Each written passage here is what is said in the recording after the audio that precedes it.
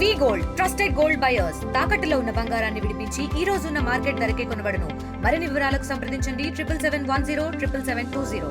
వాజేడు మండలాల్లో ఉన్నటువంటి ఈ రోడ్ల పరిస్థితి చాలా అధ్వానంగా ఉన్నది. సంవత్సరాల తరబడి ఈ రోడ్ల నిర్మాణాలు కన్స్ట్రక్టెడ్గా చేస్తూనే ఉన్నారు. ఒక కొనసాగింపులాగా ఈ రోడ్ల నిర్మాణాలు చేస్తూ ఉన్నారు.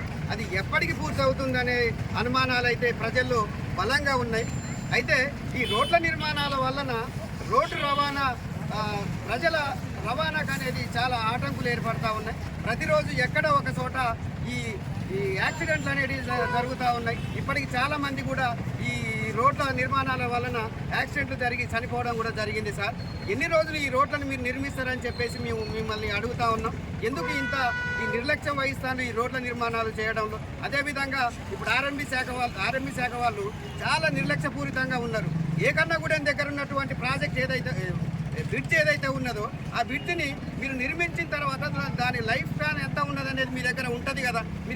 మీరు ఎప్పటికప్పుడు అప్రమత్తంగా లేరు? ఆ బ్రిడ్జ్ నిర్మాణం కృంగిపోయి నేలమట్టం అయ్యేదాకా మీరు ఎందుకు నిర్లక్ష్యం వహించిండ్రు? ఈరోజు ఈ ప్రాంతం నుంచి భద్రాచలం వరకు 100 కిలోమీటర్ల దూరం ప్రజలు ప్రయాణం చేయాలంటే మాకు రోడ్డు మార్గం లేకుండా అయిపోయింది. దీనికి ప్రధాన కారణం మీ ఆర్ఎంబీ శాఖనే. మీ ఆర్ఎంబీ శాఖ పూర్తిగా నిర్లక్ష్యంగా ఉండడం వల్ల మాత్రమే ఈరోజు ఈ ప్రాంతంలో ప్రమాదాలు నిత్యం జరుగుతూ ఉన్నాయి. అదేవిధంగా రోడ్డు మీద ప్రయాణం చేయాలి అంటే మొత్తం దుమ్ము ఊపిరితిత్తులకు పోయి శ్వాసకోశ వ్యాధులు వస్తూ ఉన్నాయి. ఊపిరితిత్తుల నిమ్ములు వచ్చి ప్రజలు అనారోగ్యం పాలవుతూ ఉన్నారు. కాబట్టి మేము ఈ ప్రాంతం నుంచి మేము కోరేది ఒకటే, మీరు రోడ్లు ఏవైతే చేపట్టినరో మీరు త్వరగా ఈ రోడ్ల నిర్మాణాలు చేపట్టాలని చెప్పేసి ఈ సందర్భంగా మిమ్మల్ని మేము ఆదివాసీ సంఘాల నుంచి డిమాండ్ చేస్తూ ఉన్నాం. రోడ్ నిర్మాణం చేపట్టి 3 నెలలు కంప్లీట్ చేస్తాము. ఈ కూలిపోయిన బ్రిడ్జి కూడా ఎక్కువ అధిక లోడ్ వాహనాలు తిరగడం వల్ల కూలిపోయింది. అది కూడా 40 క్రితం నిర్మించడం జరిగింది. అది కూడా త్వరలో ప్రత్యామ్నాయంగా ఒక డైవర్షన్ రోడ్ వేసి ట్రాఫిక్ ఎలాంటి అంతరాయం లేకుండా చేస్తాము.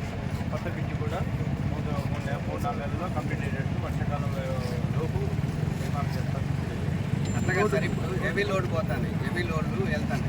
దీన్ని నియంత్రించాల్సినటువంటి అధికారం ఎవరి చేతిలో ఉంది? నియంత్రించే కార్యక్రమం మాది కాదు, ఆర్టీఏ పరిధిలో ఉంది. ఆర్టీఏ మైనింగ్ వాళ్ళ మధ్యలో రోడ్ వేసేటప్పుడు అధిక రోడ్డు రావడం వల్ల అది వెంటనే మళ్ళీ అది ఎప్పుడో 20 సంవత్సరాల రోడ్డు వేసినట్టు.